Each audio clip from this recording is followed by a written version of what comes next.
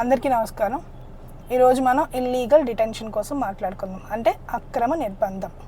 మనం జనరల్గా న్యూస్ ఛానల్స్లో చూస్తాము, అలాగే పోలీస్ స్టేషన్లో ఇట్లా అక్రమంగా నిర్బంధించారని, కొట్టారని, సంతకాలు పెట్టించుకున్నారని, అబ్యూస్ చేశారని, ఇలాంటివన్నీ వింటూనే ఉంటాం.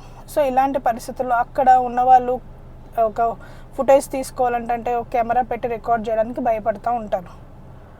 సో అలాంటి పరిస్థితుల్లో ఎలాగ మాకు ఇట్లా జరిగింది, మేము ఎలాగ దీని మీద చర్యలు తీసుకోవాలి అని మీరు ఏమీ భయపడాల్సిన అవసరం లేదు, బాధపడాల్సిన అవసరం అంతకంటే లేదు.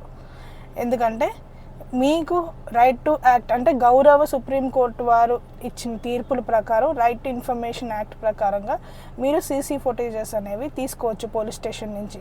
సో మీరు ఒక మంచి న్యాయవాదిని సంప్రదించండి. మీకు ఎప్పుడైతే ఇలాంటివి జరిగాయో అప్పుడు ఖచ్చితంగా రిలవెంట్ డేట్స్ బట్టి ఫ్యాక్ట్స్ అన్ని బేస్ చేసుకొని మనం సీసీ ఫుటేజ్ తెప్పించుకోవడమే కాకుండా మీ పైన ఇట్లా ప్రవర్తించిన వాళ్ళపైన చర్యలు తీసుకోవచ్చు.